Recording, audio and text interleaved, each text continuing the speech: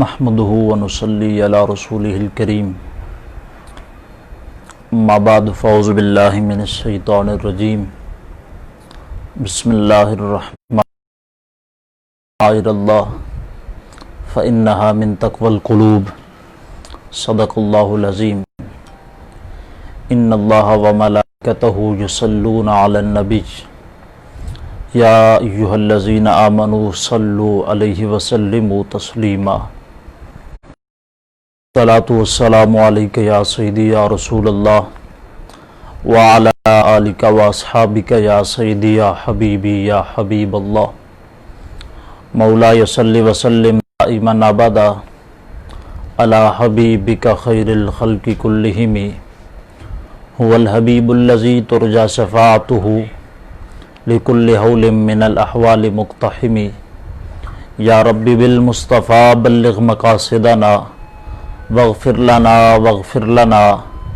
ما مضى یا واسع الکرم یا صاحب الجمال و یا سید البشر من وجهك المنیر لقد نور القمر لا يمكن الثناء كما كان حقه بعد خدا بزرگ توئی قصہ مختصر۔ اللہ تبارک و تعالی جل جلالہ و عم نوالہ و عظم شانہ و تم برہانہ کی حمد و ثنا اور حضور سرور کائنات مغفر موجودات زینت بزم کائنات دستگیر جہاں غمگسار زماں سید سوراں حامی بے کساں قائد المرسلین احمد مجتبیٰ جناب حضرت محمد مصطفیٰ علیہ تحیت والسلام کی بارگاہ گلناز میں ہدیہ درود و سلام عرض کرنے کے بعد میرے انتہائی واجب القدر معزز و محتشم سامعین و ناظرین السلام علیکم ورحمۃ اللہ وبرکاتہ۔ رب تعالیٰ کے فضل و کرم سے حضور نبی رحمت صلی اللہ علیہ وسلم کی نگاہ ناز کا صدقہ آج ہم سب کو ایک مرتبہ پھر صوفی ٹی وی کے اس پلیٹ فارم سے فہم شریعت کے اس اہم ترین پروگرام کے اندر شرکت کی سعادت حاصل ہو رہی ہے۔ دعا فرمائیں اللہ جل وعلا ہم سب کو اس کی حاضری کے اندر جو کچھ بیان ہو اللہ ہم سب کو سن سنا کے عمل کی توفیق نصیب فرمائے۔ آج کا عنوان حالات حاضرہ کے تناظر میں کہ قربانی کی اہمیت و فضیلت، اس حوالہ سے چند گزارشات آپ کے گوش گزار کروں گا۔ دعا فرمائیں اللہ مجھے حق کہنے کی، آپ کو سن سنا کے اس پہ عمل کرنے کی توفیق نصیب فرمائے۔ حضرات محترم، اللہ رب العزت نے جن و انسان کو اپنی عبادت کے لیے پیدا کیا۔ اللہ فرماتا ہے وَمَا خَلَقْتُ الْجِنَّ وَالْإِنسَ إِلَّا لِيَعْبُدُونَ، اور ہم نے انسان اور جنوں کو نہیں پیدا کیا مگر اپنی عبادت کے لیے۔ اب اللہ تبارک و تعالیٰ کی عبادت فرائض بھی ہیں، واجبات بھی ہیں۔ کچھ عبادات بدن سے تعلق رکھتی ہیں جن کو عبادت بدنیہ کہا جاتا ہے، اور کچھ عبادات مال سے تعلق رکھتی ہیں جن کو عبادت مالیہ کہا جاتا ہے، اور کچھ بدن اور مال دونوں کا مجموعہ ہے۔ میں مثال آپ کے سامنے رکھتا ہوں۔ مثال کے طور پہ ہم نماز پڑھتے ہیں تو یہ فرض بھی ہے اور ساتھ بدنی عبادت بھی ہے۔ انسان وضو کرتا ہے اور صاف ستھرے پاکیزہ لباس پہن کر نماز پڑھتا ہے، بدن کو مشقت میں ڈالتا ہے، تو یہ ایک بدنی عبادت ہے۔ اسی طرح روزہ ہے، تو حج فرض بھی ہے صاحب استطاعت پر، اس کے اندر انسان مال بھی خرچ کرتا ہے اور ساتھ بدن کو مشقت میں بھی ڈالتا ہے، تو یہ دونوں کا مجموعہ ہے، مالی عبادت بھی ہے اور بدنی عبادت بھی ہے۔ تو اسی طرح کچھ عبادات فرائض میں سے ہیں اور کچھ واجبات میں سے ہیں، اور پھر آگے کچھ بدنی ہیں کچھ مالی ہیں۔ تو قربانی واجبات میں سے ہے اور ایک مالی عبادت ہے، اس لیے اس کو عبادت مالیہ یا مالی عبادت کہا جاتا ہے۔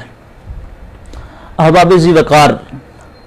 اللہ رب العزت کے پاکیزہ کلام سے آیت مبارکہ تلاوت کی ہے، وَمَن يُعَظِّمْ شَعَائِرَ اللَّهِ فَإِنَّهَا مِن تَقْوَى الْقُلُوبِ۔ اللہ فرماتا ہے وَمَن يُعَظِّمْ شَعَائِرَ اللَّهِ، کہ تم اللہ کی نشانیوں کی تعظیم کرو۔ تفسیر در منصور کے اندر حضرت سیدنا مجاہد رضی اللہ تعالیٰ عنہ، عظیم مفسر قرآن، صحابی رسول صلی اللہ علیہ وسلم، آپ فرماتے ہیں وَمَن يُعَظِّمْ شَعَائِرَ اللَّهِ سے مراد قربانی کے جانور ہیں کہ بندہ ان کی خوب خدمت کرے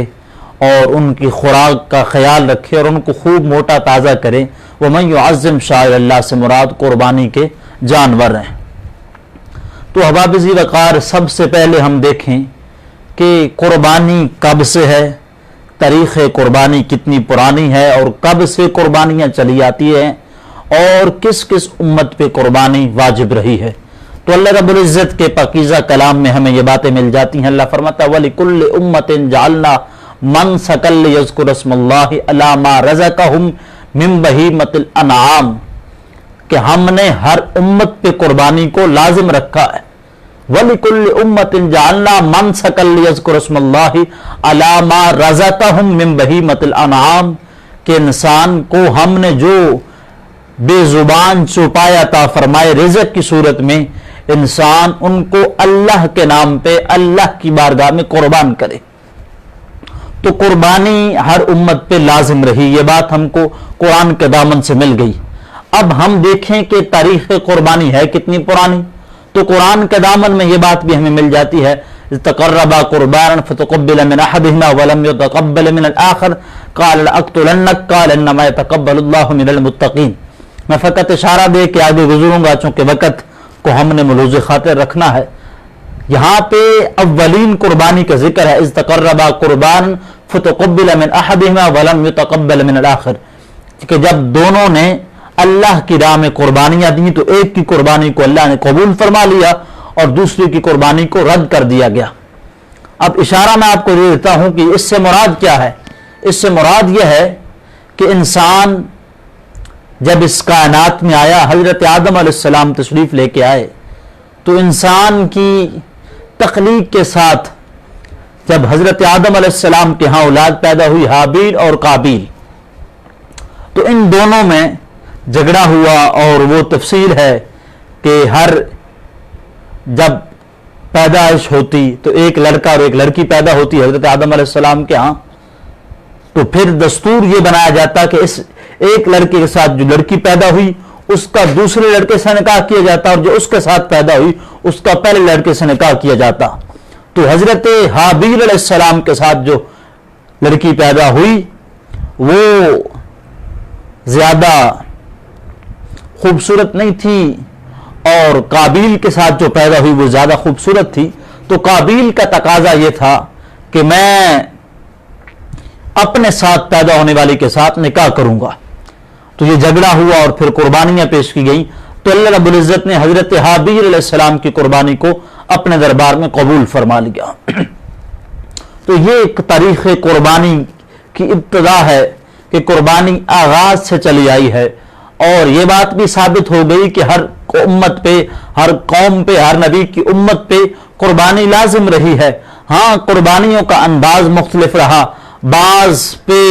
قربانیاں اس انداز میں ہوتی کہ جانور کو قربان کرنے کے بعد اس کا خون بیت اللہ میں بہا دیا جاتا، کعبۃ اللہ کی دیواروں کے ساتھ بہایا جاتا، کعبۃ اللہ کی دیواروں پہ بہایا جاتا۔ بعض قربانیاں ایسی تھیں کہ ان کو پہاڑ پہ چھوڑا جاتا اور ان کو آگ آ کے جلا لیتی، تو جو جس کو جلا دیتی وہ قربان ہو جاتی، جو نہ جلتی وہ باقی رہتی۔ تو یہ مختلف طریقے رہے، مختلف زمانوں کے اندر، مختلف ادوار مبارکہ کے اندر، مختلف انبیاء علیہ الصلاۃ والسلام کی قوموں پہ قربانی لازم رہی، تو اس کی وجہ سے یہ معاملات چلتے رہے، اور آج 1441 کے اندر بھی قربانی واجب ہے اور اسی طریقے سے چلی آ رہی ہے جس طرح ابتداءً قربانی کا حکم دیا گیا تھا۔ اب قربانی کہا کس جاتا ہے؟ قربانی کی سادہ سی تعریف یہ ہے، قربانی کے مسائل اور اس کی لغت کے اعتبار سے معنی انشاءاللہ کل کے جو عنوان ہے ہمارا کہ قربانی کے مسائل، اس میں ہم انشاءاللہ تفصیل کے ساتھ اس کو بیان کریں گے. اب فضائل اور اہمیت پہ بات کر رہا ہوں. مخصوص وقت میں مخصوص جانور کو اللہ کے قرب حاصل کرنے کے لیے، اللہ کی رضا کے لیے جانور کو اللہ کی بارگاہ میں ذبح کرنا مخصوص دنوں کے اندر، اس کو قربانی کہا جاتا ہے. اب مخصوص وقت سے کیا مراد؟ یعنی کہ 10 ذی الحج طلوع فجر کے بعد اور احسن ترین وقت جب نماز عید الاضحیٰ ادا کی جا چکی ہو، اس وقت سے لے کے 10، 11 اور 12 ذی الحج شریف کی نماز مغرب سے پہلے یعنی کہ غروب آفتاب سے پہلے بندہ جس وقت بھی قربانی کرے گا اس کی قربانی اللہ کی بارگاہ میں قبول ہوگی. یہ مخصوص وقت یعنی کہ افضل وقت وہی ہے پہلے دن کے لحاظ سے، لیکن دن 3 ہیں اور 2 مکمل ہیں، ایک دن کا بعض حصہ ہے، یعنی کہ غروب آفتاب سے پہلے 12 ذی الحج شریف، یعنی کہ 3 دنوں کے اندر مخصوص دن مخصوص جانور سے مراد بھیڑ، دمبا، بکرا، بکری، گائے، بیل، بھینس، بھینسا، یہ مختلف جنسیں ہیں. گائے کی مختلف اجناس ہیں آگے، اسی طرح بھینس کی ہیں، بکریوں کی ہیں، بھیڑ دمبا کی ہیں. تو یہ وہ حلال جانور جن کی جزیات کتب فقہ کے اندر بیان کی گئی، تو مخصوص وقت کے اندر مخصوص جانور کو اللہ کی بارگاہ میں اللہ کی رضا حاصل کرنے کے لیے، اللہ کی خوشنودی حاصل کرنے کے لیے اللہ کی بارگاہ میں پیش کرنا قربانی کہلاتا ہے. اب قربانی کی ابتدا بھی بتا دی، یہ بھی بتا دیا کہ ہر قوم پہ لازم رہی، یہ بھی بتا دیا قربانی کی تعریف کیا ہے. اب ذرا ہم چلتے ہیں کہ قربانی کو کریم آقا علیہ السلام نے ادا فرمایا ہے تو کس انداز میں بیان فرمایا ہے، اور قربانی کے متعلق کریم آقا علیہ السلام کے فرامین مبارکہ کیا ہیں. اللہ رب العزت ارشاد فرماتا ہے فَصَلِّ لِرَبِّكَ وَانْحَرْ، محبوب آپ نماز بھی ادا کریں اور ساتھ قربانی بھی کریں. تو کریم آقا علیہ السلام کو اللہ رب العزت نے حکم دیا کہ محبوب کریم صلی اللہ علیہ وسلم آپ نماز بھی ادا کریں اور ساتھ قربانی بھی کریں. تو کریم آقا علیہ السلام نے اس پہ عمل کیا، اور اس کی ایک اور تشریح جو تفسیر القرآن بالقرآن کے لحاظ سے ہے، محبوب علیہ السلام کو رب نے حکم دیا قل ان صلاتی ونسکی ومحیای ومماتی للہ رب العالمین. کریم آقا علیہ السلام فرماتے ہیں بے شک قل ان صلاتی ونسکی، بے شک میری نماز، میری قربانی، ومحیای ومماتی، میری زندگی اور میرا وصال، قل ان صلاتی ونسکی ومحیای ومماتی للہ رب العالمین، اللہ رب العزت کے لیے.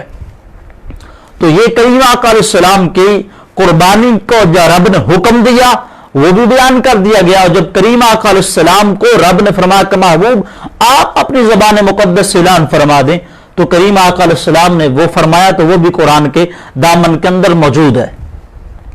اب حضور نبی رحمت صلی اللہ علیہ وسلم کے صحابہ کرام کے حوالے سے گفتگو کر لیتے ہیں کہ حضور اکرم صلی اللہ علیہ وسلم نے قربانی کی اہمیت اور فضیلت کو بیان فرمایا. ترمذی شریف کے اندر حدیث پاک موجود ہے کہ حضور نبی رحمت صلی اللہ علیہ وسلم نے جب قربانی کا آغاز فرمایا تو حضور اکرم صلی اللہ علیہ وسلم نے فرمایا آج کے دن کا آغاز ہم اس طرح کریں گے. ترمذی شریف کا حدیث پاک کا مفہوم ہے کہ دن کا آغاز ہم اس طرح کریں گے کہ سب سے پہلے ہم نماز ادا کریں گے، اس کے بعد ہم قربانی کریں گے، اللہ کے راستے میں جانور قربان کریں گے. اور فرمایا اس دن نماز اور اس کے بعد قربانی کرنا اللہ کو تمام اعمال سے سب سے زیادہ محبوب عمل جو ہے وہ قربانی کرنا ہے، اللہ کے راستے میں جانور کو قربان کرنا ہے. اب یہ حضور نبی رحمت صلی اللہ علیہ وسلم نے بیان فرما دیا. کریم آقا علیہ السلام کے صحابی حضرت انس بن مالک رضی اللہ عنہ فرماتے ہیں کہ نبی کریم علیہ السلام جتنا عرصہ حیات رہے، یعنی کہ کم از کم 10 سال، چونکہ 2 ہجری کے اندر یہ قربانی کا حکم دیا گیا، تو حضور نبی رحمت صلی اللہ علیہ وسلم اپنی زندگی میں ہر سال 2 مہینوں کی قربانی فرماتے تھے تو حضرت انس بن مالک کریم آقا علیہ السلام کے وصال کے بعد اسی طرح ان 2 مہینوں کی قربانیاں فرماتے رہے حضور اکرم صلی اللہ علیہ وسلم کی سنت پہ عمل کرتے ہوئے۔ اب صحابہ کرام نے کریم آقا علیہ السلام سے سوال کیا، یا رسول اللہ صلی اللہ علیہ وسلم هذه الضحى، یا رسول اللہ یہ قربانیاں کیا ہیں؟ تو حضور اکرم صلی اللہ علیہ وسلم نے فرمایا سنت ابیکم ابراہیم، یہ تمہارے باپ حضرت ابراہیم علیہ السلام کی سنت ہے۔ جب صحابہ اکرام نے سوال کیا، کریم آقا علیہ السلام نے جواب عطا فرما دیا۔ آگے سوال کیا، فما لنا فیہا یا رسول اللہ صلی اللہ علیہ وسلم، یا رسول اللہ ہمارے لیے قربانی میں کیا ہے؟ قربانی یہ تو پتہ چل گیا کہ ہمارے باپ حضرت ابراہیم علیہ السلام کی سنت ہے، اب اجر کیا ہے؟ تو کریم آقا علیہ السلام نے فرمایا بکل شعرۃ حسنات، فرمایا ہر بال کے بدلے ایک نیکی ہے، کہ جو جانور ہو، گائے ہو، بیل ہو، بکری ہو، جو بھی جانور ہو حلال جنسوں میں سے جن کا ذکر کتب فقہ میں موجود ہے، تو فرمایا اگر ان میں سے کوئی بھی ہوگا تو ہر جانور کے ہر بال کے بدلے قربانی کرنے والے کے لیے نیکی ہے۔ اب صحابہ کرام نے کیا رسول اللہ صلی اللہ علیہ وسلم وما ہی صفوف،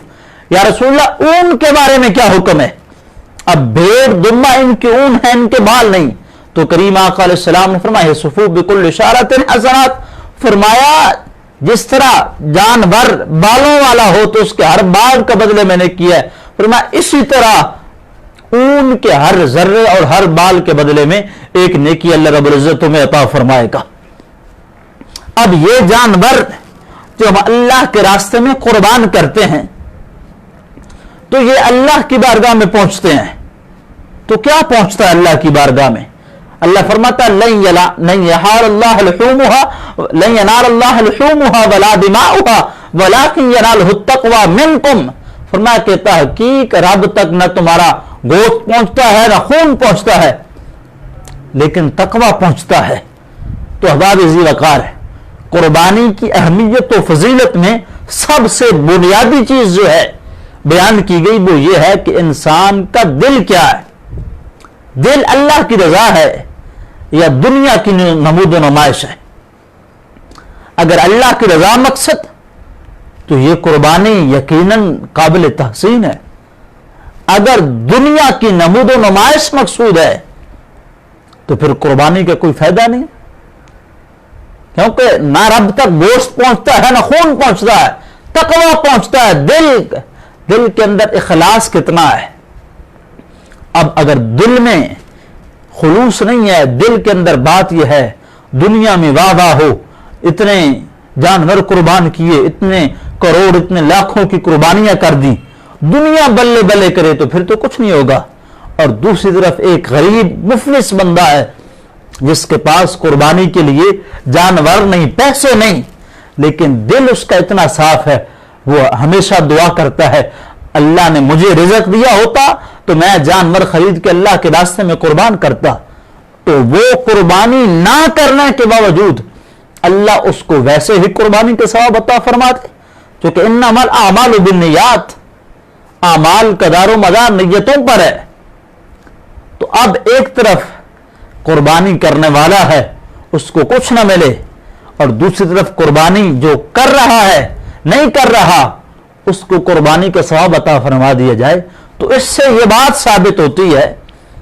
کہ بندہ یہ دیکھے کہ قربانی پہ جو اجر مل رہا ہے وہ یہ ہے کہ اللہ کی رضا اور حضرت ابراہیم علیہ السلام کی سنت کو زندہ کرنا ہے۔ اور گوشت کے لحاظ سے تو وہ اپنے معاشرے اور سوسائٹی کے غریب اور نادر افراد جو سال سال گوشت کو دیکھنے سے محروم رہتے ہیں ان گھروں تک پہنچانا ہے۔ تو قربانی کی اہمیت و فضیلت کے لحاظ سے یہ بات بھی سامنے رکھی جائے کہ قربانی حضرت ابراہیم علیہ السلام کی سنت مبارکہ ہے، اور حضرت ابراہیم علیہ السلام کی سنت مبارکہ ایسے بن گئی کہ حضرت ابراہیم خلیل اللہ علیہ السلام کی پوری زندگی قربانیوں کا مجموعہ ہے۔ بڑھاپے کے عالم میں 86 برس کی عمر میں جب اللہ رب العزت نے حضرت اسماعیل علیہ السلام عطا فرمائے تفسیر کبیر کے مطابق 7 سال کی عمر تھی اور تفسیر قرطبی کے مطابق 13 سال کی عمر تھی، یعنی کہ حضرت ابراہیم علیہ السلام مبارک 99 سال، ایک کم 100 سال ہو چکی تھی، اور حضرت اسماعیل علیہ السلام جوانی کے عالم میں تھے۔ تو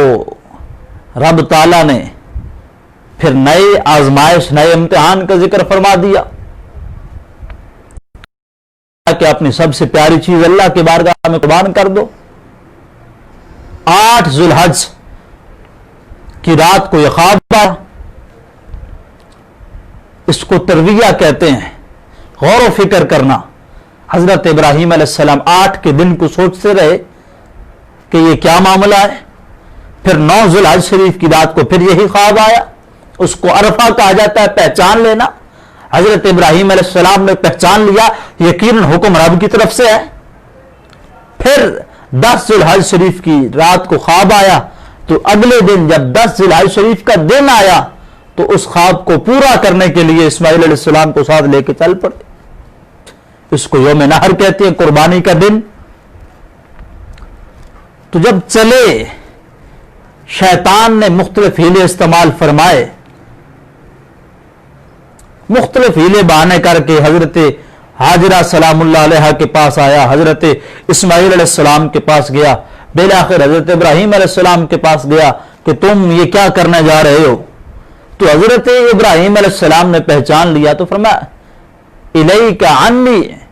من عدو اللہ، مجھ سے دور ہو جا اللہ کے دشمن۔ فواللہ لامر ربی لامضین لامر ربی، رب نے مجھے جس چیز کا حکم دیا وہ کام کر کے گزروں گا۔